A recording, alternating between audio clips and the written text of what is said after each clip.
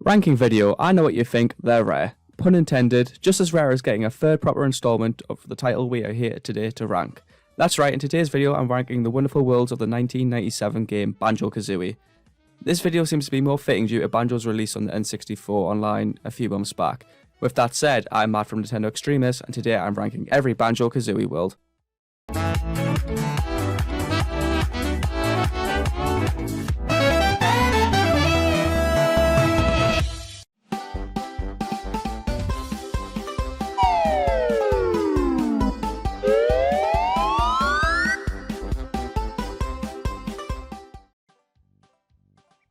This one may come as a surprise, but Spiral Mountain, although iconic, has not got too much going for it, except for being an interesting and brilliant way to introduce us to our beloved Banjo and Kazooie.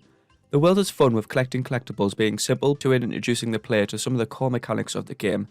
However, the level design of Spiral Mountain is great.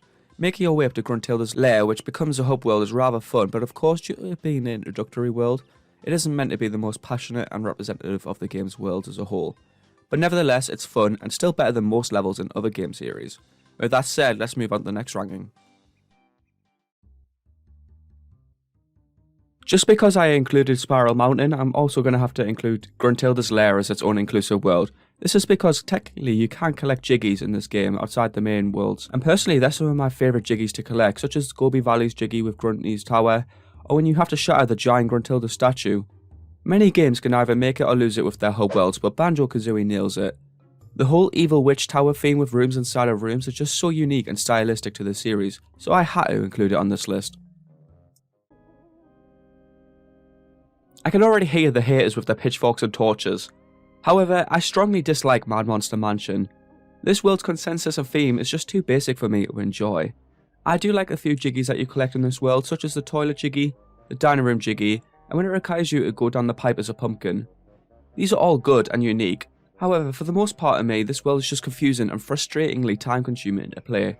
This is definitely subjective, and I may just be bad at the game, so you can leave your hate comments if you want. But when it comes to Mad Monster Mansion, it never ceases to fail at leaving a sour taste in my mouth after a playthrough. Definitely the weakest main world in my opinion. Let's move on to the next ranking.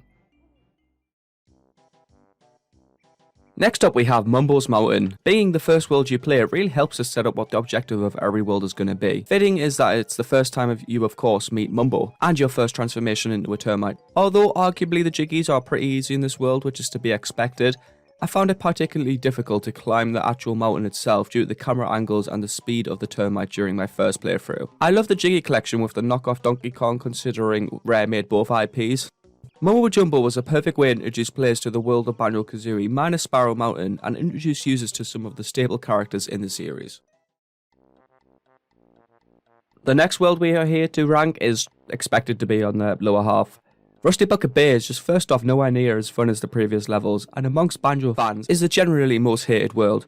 Notably in this level, in particular, has by far the most vexing constraint of any in the game, the water. It's so oily that you only have a few seconds to breathe, even if you're swimming with your head above it, which makes no sense. Furthermore, the dock surrounding the ship is dispersed and difficult to access, requiring you to swim across the ocean, or climb the funnels and the cargo on the Rusty Bucket to get to several locations. It shouldn't come as a surprise to any of you that this placed rather low on this ranking, and it's just as bad as Mad Monster Mansion in my opinion. Treasure's Trove Cove, probably a world you associate to Banjo-Kazooie, right?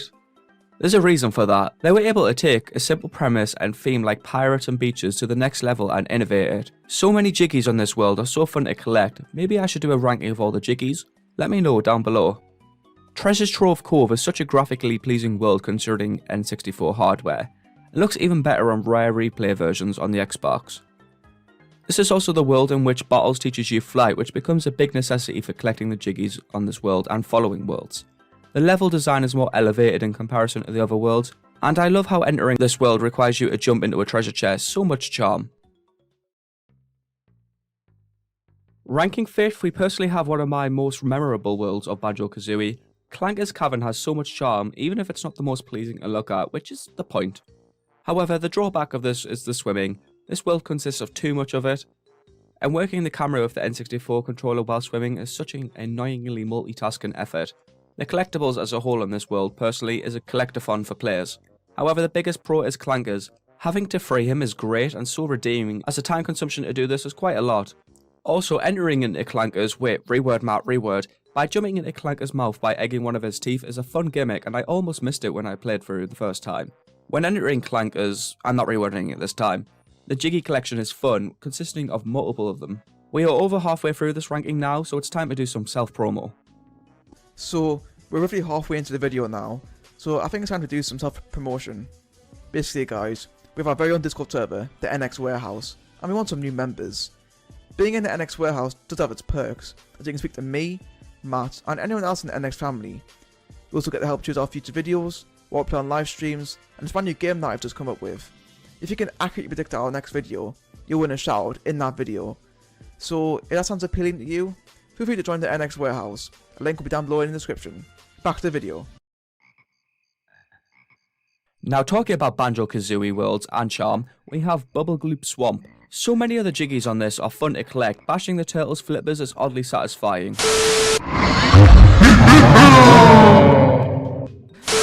And when you do this, the sequence challenge inside the turtle is fun. However, the second time-based jiggy is such a fucking bitch and I hate it. I could never get that first try due to the impatience and I fell off and died more times than I can count. Nevertheless, the swamp aesthetic is cozy and the transformation to a croc is fun, and eating the Grumbles jiggy is fun but can be tedious. Overall, this level has my favourite jiggies and it has so much heart. I wish I could place this higher, but the top 3 are even better.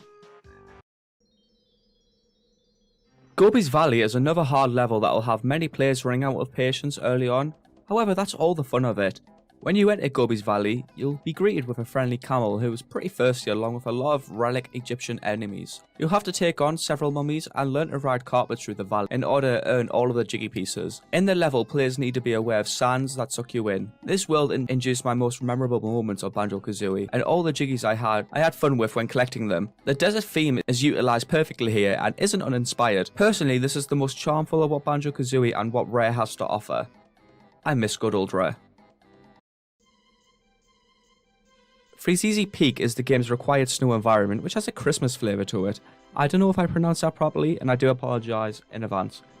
You'll be shooting goblins to assist presents to get under the tree, and diving into wicked snowmen that laugh in your face throughout the level. You'll also have to compete against a polar bear named Boggy, who enjoys sledding. The nicest aspect of this level is Mumbos' ability to turn you into one of the most adorable seals you've ever seen. Hazardous water is also present at this level, which you must navigate with boots or as the seal. Overall, this ranks second as it's just a whole lot of fun and the best of Banjo. And this world follows a trend of originality within Banjo's world and the charm.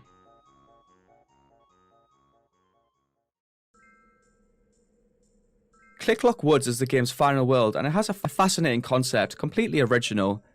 The level is separated into 4 rooms, each representing a different season. You'll need to begin in the spring and work your way through the quest. After that, you'll go on to the following season and repeat the process until you reach the winter season, where you may complete the quest and obtain all the jiggy pieces. This is fascinating to watch since you can witness structures being built, a baby being born. I know, right? And even a beaver preparing for the winter ahead. This ranks first due to the sheer originality of this world, and I think all Banjo fans can agree this world's greatness and to the ranking giving. With that said, let's get into the outro. So guys, that's the first Banjo-Kazooie associated video on the channel. If you have any ideas for rankings of other video games or in general, leave them below. We at Nintendo Extremists would love to read them. If you disagree with my ranking, leave what you would have changed down below. Make sure to subscribe to join the NX family, and turn on post notifications to never miss a video. With that said, I've been Matt, and I'm signing out.